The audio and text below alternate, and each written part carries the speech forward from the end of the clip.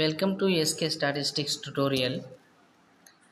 ఈ మధ్య తెలంగాణలో ఏఎస్ఓ అనే నోటిఫికేషన్ వస్తుందని వార్తల్లో ఉంది కదా. దాని గురించి కొద్దిగా డిస్కషన్ చేసి కొన్ని క్వశ్చన్స్, దానికి సంబంధించిన క్వశ్చన్స్ మాట్లాడదాం. ఏఎస్ఓ అనేది లాస్ట్ 2018లో పడింది.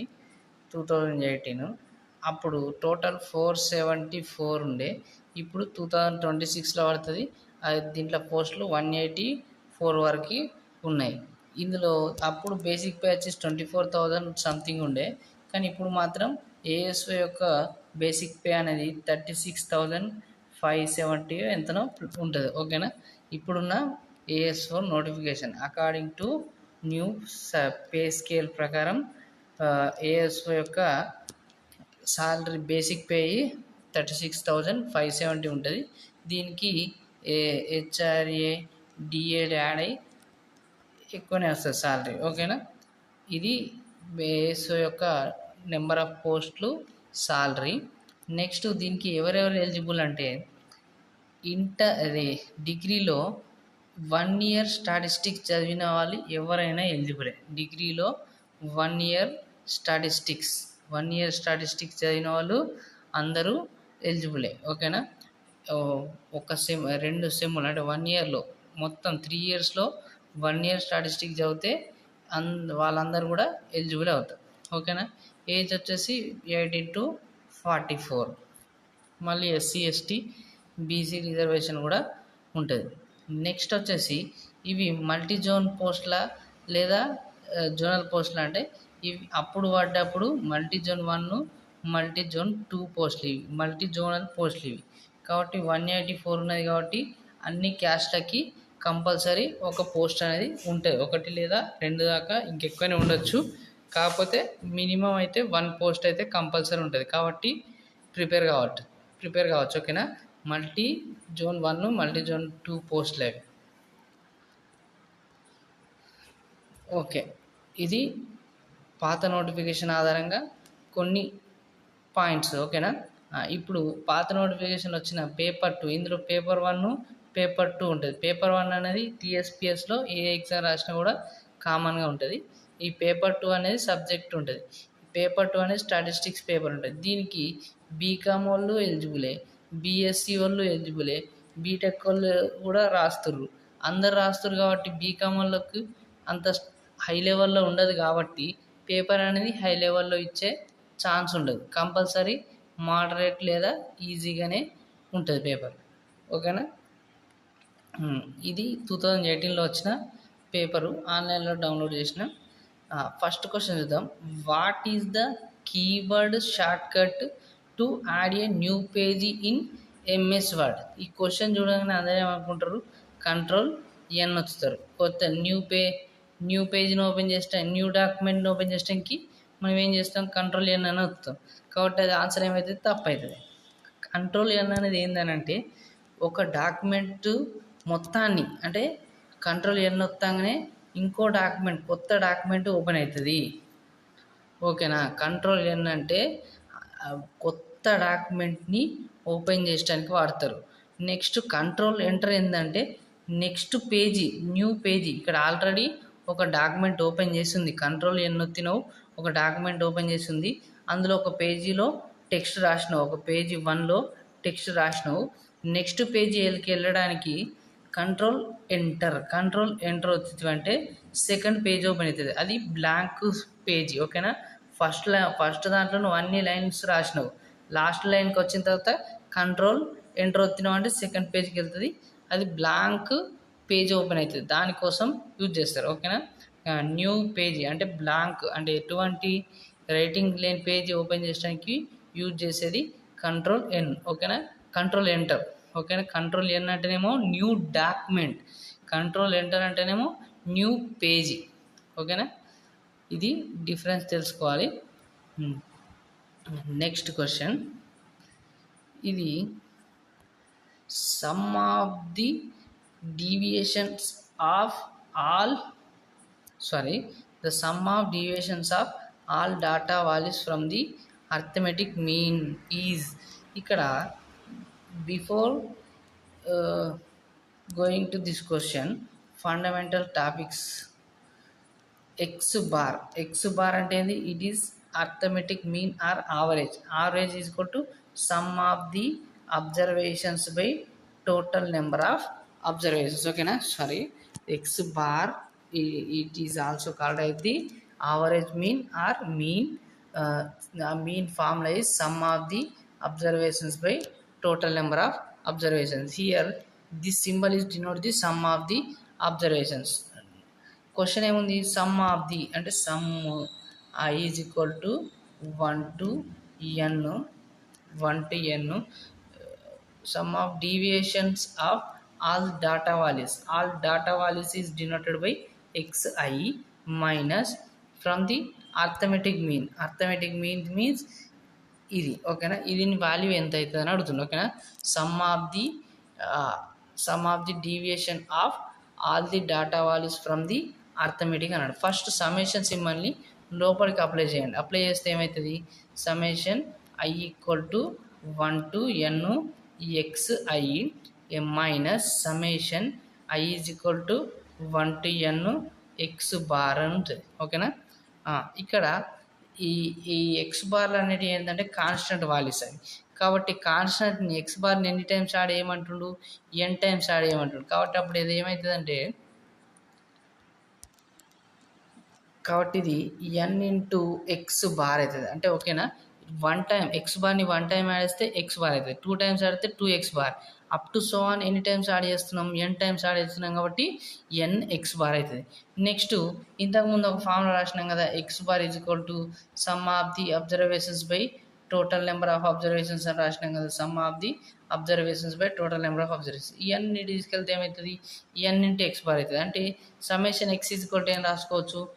n into X bar minus n into X bar. n into X bar ఏమవుతుంది? రెండు క్యాన్సిల్ అయిపోతే 0 వస్తుంది. ఓకేనా, ఇది చేసే ప్రాసెస్. ఫస్ట్ సమ్మేషన్ని ఇచ్చిన వర్డ్స్లలో అని కన్వర్ట్ ఇంటూ సింబల్స్ కన్వర్ట్ చేసి అప్పుడు దాన్ని సమ్మేషన్ లోపలికి అప్లై చేస్తే మనకు కావాల్సిన ఆన్సర్ అనేది వస్తుంది. ఓకేనా, ఇది పాయింట్ లెక్క కూడా గుర్తుపెట్టుకోవచ్చు, నోట్ పాయింట్ లెక్క గుర్తుపెట్టుకోవచ్చు. The sum of the deviation of all data values from arithmetic mean is 0. ఓకేనా, నెక్స్ట్ ఇది కూడా ఒక పాయింట్ లెక్క గుర్తుపెట్టుకోవాలి. Which of the following error is a sampling error? Selection of inappropriate statistical unit is called as the sampling error. ఓకేనా, next దేనికైతే data అవసరమో దానికి నేను చెప్తా, మిగతాది డైరెక్ట్ చేసుకోవచ్చు. ఇవి చిన్న క్వశ్చన్. ఇక్కడ for the statistical data 11, 22, 33, 44, 55, 66, 77 the mode is అన్నాడు. అంటే ఇక్కడ ఒక డాటా ఇచ్చి దానికి మోడ్ అడిగింది. మోడ్ అంటే ఏంది? Highest repeated term is called as mode. ఓకేనా, most repeated term also called as the mode. కాబట్టి ఇక్కడ అన్నీ కూడా సేమ్ 1 టైమే రిపీట్ అయినాయి. కాబట్టి ఇక్కడ హైయెస్ట్గా రిపీట్ అయినది ఏది లేదు కాబట్టి డస్ నాట్ ఎగ్జిస్ట్ అని చెప్పాలి. ఓకేనా, డస్ నాట్ ఎగ్జిస్ట్, దానికి ఎటువంటి మోడు ఎగ్జిస్ట్ కాదు, లేదా చెప్పలేమని కాదు, డస్ నాట్ ఎగ్జిస్ట్ అని రాయాలి. నెక్స్ట్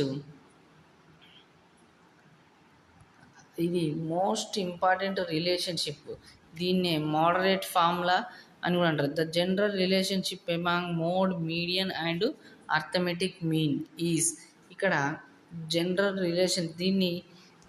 రిలేషన్షిప్ అంటే ఏంటంటే mode is equal to 3 median minus 2 mean, లేదా 2 AM అని కూడా రాస్తారు. AM అన్న మీన్ అన్న సేమ్ మీనింగ్. ఓకేనా, this formula is also called as the moderate formula. ఓకేనా, ఇది ఇంకేమని అంటారు? మోడరేట్ ఫార్ములా అంటారు. ఇక్కడ నుంచి ఇంకొక ఫార్ములా కూడా మనం డెరైవ్ చేయొచ్చు. Mode is equal to 3 into median minus 2 mean. ఓకేనా, నేను జస్ట్ షార్ట్ కట్ రాసిన. ఓకేనా, షార్ట్ కట్. నెక్స్ట్ దీనికి ఏం చేస్తున్నట్టే బోత్ సైడ్స్ మీన్ని యాడ్ చేస్తున్నాను నేను. బోత్ సైడ్స్ మీన్ని యాడ్ చేస్తే అప్పుడు ఏమవుతుంది, మోడ్ మైనస్ మీన్, మైనస్ మీన్ని యాడ్ చేస్తున్నాను. అప్పుడు 3 median minus 2 mean minus mean. అప్పుడు మైనస్ మీన్ అంటే ఏమవుతుంది, mode minus mean is equal to 3 mean అవుతుంది కదా, 3ని కామన్ తీస్తే 3 ఆఫ్ మీడియన్ మైనస్ మీన్ అవుతుంది. 3 ఆఫ్ మీడియన్ మైనస్ మీన్ అవుతుంది. ఓకేనా.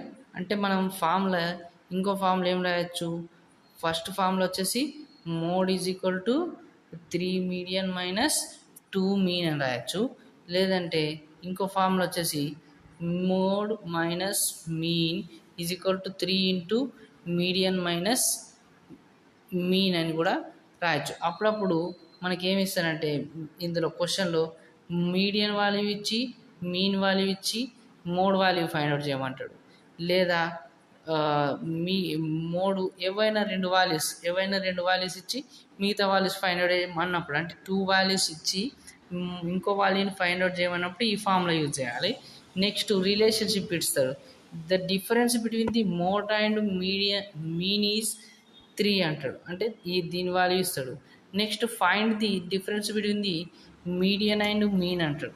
అటువంటప్పుడు ఈ ఫార్ములా డిఫరెన్స్ బిట్వీన్ అనే వర్డ్ ఏదైనా వచ్చినప్పుడు, అంటే లెస్సరు ఆర్ గ్రేటరు అటువంటి వర్డ్స్ ఏమైనా వచ్చినప్పుడు ఏ ఫార్ములా యూజ్ చేస్తాం అంటే ఈ సెకండ్ ఫార్ములా యూజ్ చేస్తాం. ఓకేనా.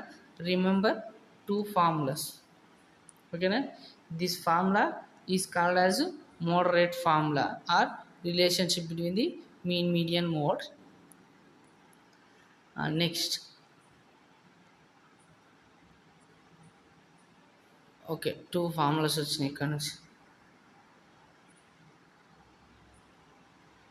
Next median of the series.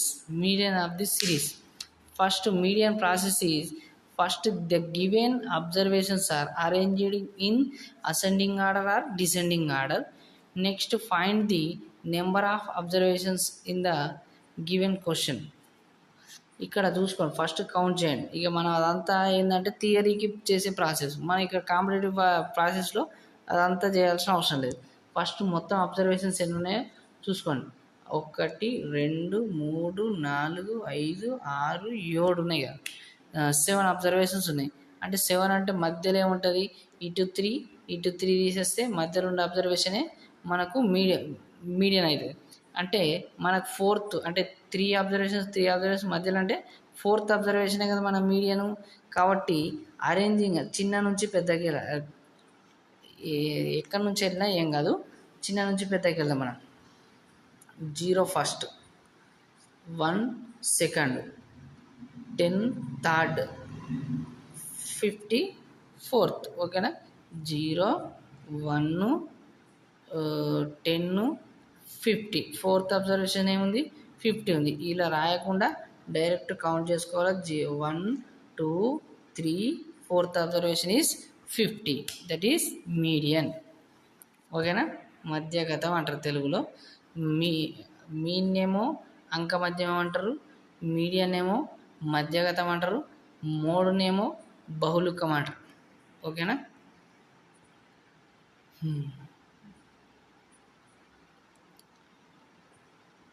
Next వచ్చేసి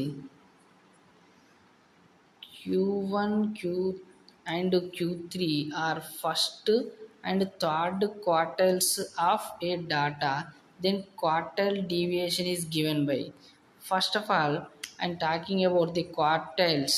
Quartiles are 3 quartiles are dividing the data into 4 equal parts. Okay, now 3 quartiles, that is Q1, Q2, Q3. 3 quartiles are dividing the data into 4 equal parts. Okay, now 4 equal parts. Okay, now first Q1 is divided the 25% left side and 75% right side. ఓకేనా. Q1 అనేది ఎలా divide చేస్తుంది డేటాని? 25% left, 75% right. అట్లనే Q2 అనేది ఎగ్జాక్ట్గా 50% 50%గా divide చేస్తుంది డేటాని. ఓకేనా. Q3 అనేది ఎలా డివైడ్ చేస్తుంది అంటే ఇటు రైట్ సైడ్ 25% వాల్యూస్ ఉంటాయి, నెక్స్ట్ లెఫ్ట్ సైడ్ 75% వాల్యూస్. ఓకేనా. Q3 is divide the data into 75% and 25%. ఓకేనా. 3 quartiles are divide the data into 4 equal parts. ఓకేనా, 4 equal parts. Q1 is first quartile, Q3 is third quartile, Q2 is second quartile. ఓకేనా. Now here quartile deviation formula is inter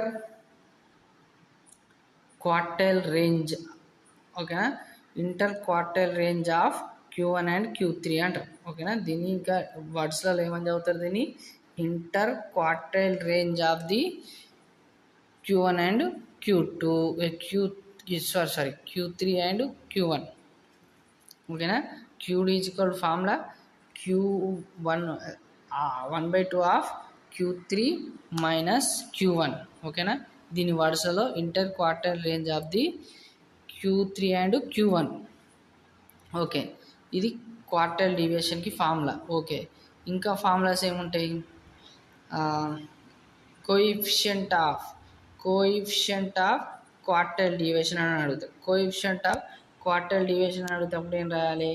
Q3 minus Q1 by Q3 plus Q1. ఓకేనా. Q3 plus Q1 అని రాయాలి. Okay. Coefficient of quartile deviation అడిగినప్పుడు మీద minus వస్తుంది, కింద plus వస్తుంది. Next inter quartile deviation అంటారు. ఇంటర్ క్వార్టైల్ డీవియేషన్ అడిగితే జస్ట్ Q3 మైనస్ Q1 అని రాస్తే సరిపోద్ది.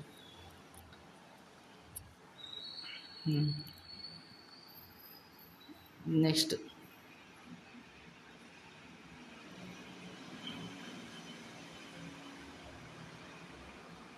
for a data if C1 C2 up to so on C100 అంటే పర్సంటేజ్ వాల్యూస్ అన్నట్టు. అంటే పర్సంటేజ్ P1 P2 P100 అని రాస్తాం, కానీ కొద్దిగా కన్ఫ్యూజ్ చేయడానికి కోసం మనకి ఏమని ఇచ్చిండు? C1 C2 C100 అని ఇచ్చిండు. ఓకేనా. Next quartile deviations Q1 Q2 Q3 అని ఇచ్చిండు. అంటే ఇక్కడ ఆ వాల్యూస్ పర్సంటేజ్ ఇచ్చి అండ్ క్వార్టైల్స్ ఇచ్చి ఆ రెండిట్లలో ఈక్వల్ అయ్యేది ఏంటిదని అడిగిండు. ఓకేనా. మనకి ఇక్కడ ఎమ్ల గురించి మీడియన్ని ఎమ్తో డివైడ్ చేస్తున్నట్టు. ఇప్పుడు ఇక్కడ మనం ఏం చెప్పినాం? Q2 ఏమని డేటాని ఏ విధంగా డివైడ్ చేస్తుంది అని చెప్పినాం? 50-50గా డివైడ్ చేస్తుంది. ఓకేనా. కాబట్టి మీడియన్ అనేది Q2కి ఈక్వల్ అవుతుంది. Median is also equal to the Q2. Median కూడా డేటాని ఏ విధంగా డివైడ్ చేస్తుంది? ఈక్వల్ పార్ట్గా డివైడ్ చేస్తుంది. కాబట్టి ఈ మీడియన్ ఫస్ట్ ఆప్షన్ కాదు. ఓకేనా. Q1 అంటే ఎలా డివైడ్ చేస్తుంది డేటాని? ఒక సైడ్ ఏమో 25% ఉంటుంది, ఇంకో రైట్ సైడ్ ఏమో 75% ఉంటుంది. కాబట్టి అదేమైతే Q1 అనేది ఎంకి ఈక్వల్ కాదు, మీడియానికి ఈక్వల్ కాదు. నెక్స్ట్ ఇప్పుడు C25 అంటే Q1 చెప్పినాం కదా, Q1 ఎలా డివైడ్ చేస్తుంది? ఇటు లెఫ్ట్ సైడ్ 25%, ఇటు రైట్ సైడ్ 75%.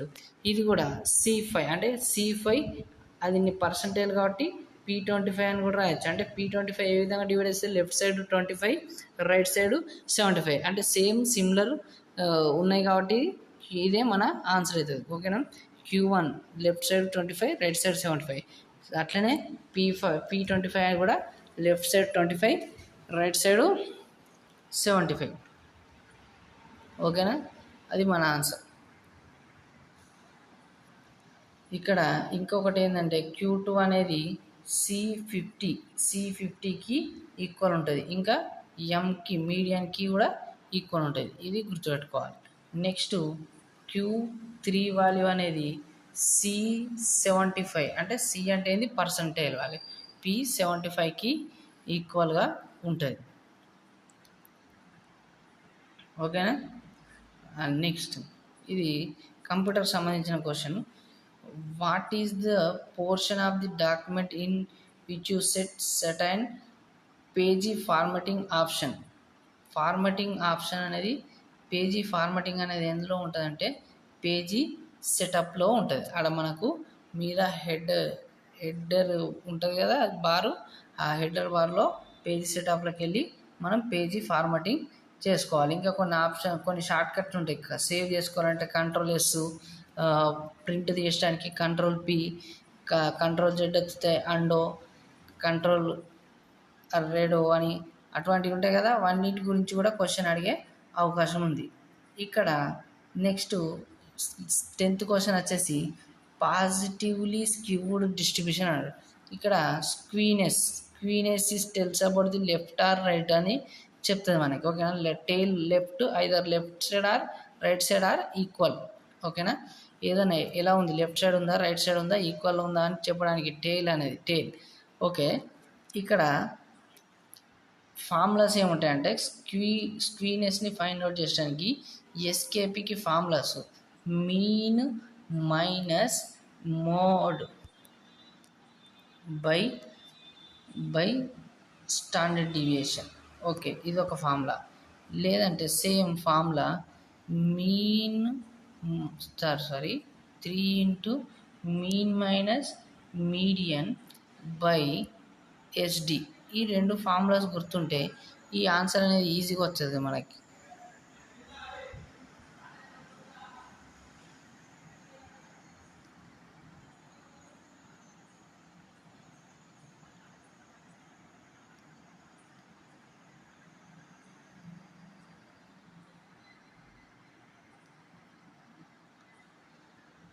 ఇక్కడ రెండు ఫార్ములాలో కూడా ఏముంది, ఫస్ట్ దాంట్లో మీనే ఉంటుంది, ఇక్కడ కూడా మీనే ఉంటుంది. అంటే ఇక్కడ అర్థమైంది, మన మీన్ పాజిటివ్గా మన ఆన్సర్ పాజిటివ్గా రావాలంటే ఏంది అర్థం, మీన్ అనేది పెద్దగా ఉండాలని అర్థం. ఓకేనా. అంటే మీన్ అనేది ఇక్కడ ఇప్పుడు మీన్ అనేది 3 ఉంది, మోడ్ అనేది 2 ఉంటే పాజిటివ్లోనే వస్తుంది ఆన్సర్. అదే ఒకవేళ మనకి మీన్ అనేది 2 ఉండి మోడ్ అనేది ఇక్కడ చెప్తున్నా మీన్ అనేది 2 ఉంది, మోడ్ అనేది 3 ఉంది అనుకో, ఏమవుతుంది మన ఆన్సర్ కింది లేదని ఉండండి కొంచెంసేపు. అంటే మనకు జస్ట్ దీనికి ఆన్సర్ రావడానికి కోసం కింద మీన్ అనేది 2 ఉండి మోడ్ అనేది 3 ఉంటే అప్పుడు ఏమవుతుంది మైనస్లలో వస్తుంది మన ఆన్సర్. మళ్ళీ ఇంకోటి ఏంటంటే కింద కూడా మైనస్ వస్తే మైనస్ క్యాన్సిల్ అవ్వచ్చు కదా అని డౌట్ రావచ్చు. కానీ ఎస్డి అనేది ఆల్వేస్ పాజిటివ్ వాల్యూస్నే కలిగి ఉంటుంది. ఓకేనా. SD must be greater than 0. ఓకేనా. 0 కంటే తక్కువ అయ్యే అవకాశమే లేదు ఎస్డి అనేది. ఓకేనా. మైనస్లలో రాదు కాబట్టి మీద మైనస్ వస్తే మైనసే ఆన్సరు, ప్లస్ వస్తే ప్లస్సే ఆన్సరు. కాబట్టి ఇక్కడ మనకు ఒకటి దీన్ని బట్టి అర్థమైంది ఏంటంటే ఎస్కేపీ ఫార్ములా నుంచి దీన్ని ఎస్కేపీ అంటే ఏంటంటే Karl Pearson coefficient of skewness. SKP full form Karl Pearson coefficient of స్క్వీనెస్కి ఈ రెండు ఫార్ములాస్. ఇవి కూడా దీని మీద కూడా ప్రాబ్లమ్స్ అడుగుతాడు, వచ్చినప్పుడు మాట్లాడదాం. ఇక్కడ ఫార్ములా ప్రకారం ఏమర్థమైంది మనకి, పాజిటివ్ స్క్వీనెస్ రావాలంటే మీన్ అనేది పెద్దగా ఉండాలి. ఇక్కడ చూసుకుంటే మోడ్ పెద్దగా ఉంది, కాదు మన ఆన్సర్. ఇక్కడ మోడ్ పెద్దగా ఉంది, ఇక్కడ మీడియన్ పెద్దగా ఉంది. కాబట్టి ఒకటే ఆప్షన్ మిగిలింది, మీన్ అనేది అదే పెద్దది. అదే పాజిటివ్ స్క్వీనెస్కి రిలేషన్షిప్ ఇది. ఓకేనా. Mode less than or equal to median less than or equal to mean. ఓకేనా. మీన్ పెద్దగా ఉండాలి, mean less than or equal to, ఒక్క నిమిషం, mean less than or equal to greater than or equal to median. అంటే నేను less than ఉంది, నేను greater than రాస్తున్నా. నెక్స్ట్ మోడ్ అయిందనుకో పాజిటివ్లీ స్క్యూనెస్ అంటారు. ఓకేనా. Positively skewed distribution or skewness అని కూడా అంటారు. ఓకేనా. Next mean is less than or equal to median is less than or equal to mode ఉంది. అంటే less than or equal to values ఉన్నాయి అనుకో, అంటే మీన్ అనేది చిన్నగా ఉందనుకో, అప్పుడు ఏమవుతుంది నెగటివ్ స్క్వీనెస్ అవుతుంది, నెగటివ్ స్క్వీనెస్. నెక్స్ట్ ఇంకో కండిషన్ ఉంటుంది. ఏం condition, mean is equal to median is equal to mode ఉందనుకో, అప్పుడు ఏమవుతుందంటే సిమెట్రిక్ స్క్వీనెస్. ఓకేనా. సిమెట్రిక్ స్క్వీనెస్ అంటారు. ఇవి 3 పాయింట్స్ గుర్తుపెట్టుకోండి. అందులోకి లేదన్నా ఒక రిలేషన్షిప్ అడిగే అవకాశం ఉంది. ఓకేనా. మొత్తం 150 క్వశ్చన్స్ తయారు చేయాలంటే కొన్ని ఇటువంటి రిపీట్ అవుతూ ఉంటాయి. ఓకేనా. షేపర్డ్ కరెక్షన్, 2 షేపర్డ్ కరెక్షన్స్ ఉంటాయి. 2 షేపర్డ్ కరెక్షన్స్లో ఇది μ2 కరెక్టెడ్ వాల్యూస్ కోసం μ2 corrected is equal to μ2 uncorrected minus h² అని ఉంటుంది. Okay, next remaining questions next వీడియోలో చూద్దాం.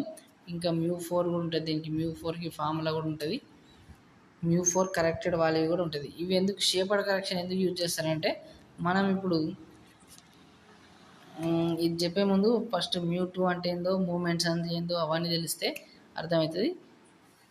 ఓకేనా. ఇది షేపర్డ్ కరెక్షన్ అనేది పాజిటివ్ వచ్చినా నెగిటివ్ వచ్చినా కూడా positive, only Sheppard correction applicable to even numbers, అంటే μ2 μ4 వాళ్ళకి. ఓకేనా. μ1కి μ3కి చేయరు. ఎందుకనంటే ఇక్కడ μ2కి ఫార్ములా ఏముంటుంది అంటే summation 1/n summation xi minus x bar.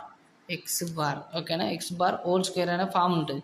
ఇక్కడ ఏమవుతుంది అంటే మనకు ఈ xi minus x bar value అనేది నెగిటివ్ వచ్చినా పాజిటివ్ వచ్చినా కూడా మనకు స్క్వేర్ చేస్తుంది, పాజిటివ్గానే వస్తుంది ఆన్సర్. కాబట్టి అందుకనే ఎటువంటి తేడా ఉంటలేదని అందుకోసమనే షేపర్డ్ కరెక్షన్ అనేది అప్లై చేస్తారు అన్నట్టు. ఓకేనా. అదే ఇప్పుడు ఒకవేళ మన ఇక్కడ క్యూబ్ ఉందనుకో, అంటే μ3 వాల్యూ ఉందనుకో, μ3 value 1/n summation xi minus x bar whole cube అని ఉంది. x బార్ హోల్ క్యూబ్ అంటే ఇక్కడ మనకు ప్లస్ వచ్చినా ప్లస్సే ఉంటుంది, మైనస్ వస్తే మైనసే ఉంటుంది. అంటే ఆడ్ మూమెంట్స్కి ఎటువంటి షేపర్డ్ కరెక్షన్ ఉండదు, ఎందుకంటే అవి యాజ్ ఇట్ ఈస్గా చూపిస్తున్నాయి మనకి. కానీ ఈవెన్ అనేది ప్లస్ వస్తే ప్లస్సే, మైనస్ వచ్చినా ప్లస్సే చూపిస్తుంది. కాబట్టి అందుకని చెప్పి Sheppard correction is applicable only to even moments. మళ్ళీ ఇక్కడ గుర్తుపెట్టుకోవాల్సిన పాయింట్స్ ఏంటంటే, మూమెంట్స్ అనేది divide into 2 types, central moment, non central moments. ఇక్కడ μ0 is equal to 1, μ1 is equal to 0 and μ2 is equal to μ2 is also called as the variance. ఓకేనా. μ2 dash minus μ1 dash whole square formula, ఇది variance అంటారు. μ2 is also called as variance. Next μ3 formula వచ్చేసి μ3 dash, ఒక్క నిమిషం rub చేసి మళ్ళీ రాస్తాం. μ3 is equal to μ3 dash minus 3 into μ2 dash minus μ1 dash plus 2 into μ1 dash whole cube. Next μ4 formula is μ4 dash minus 4 into μ3 dash into μ1 dash plus 6 into μ2 dash minus into కొద్దిగా minus plus μ1 dash square minus plus మళ్ళీ తర్వాత next minus 3 μ1 dash whole power 4 వస్తుంది. ఓకేనా. ఇవి formulas central moments in terms of the non central moments. ఓకేనా. Non central moments.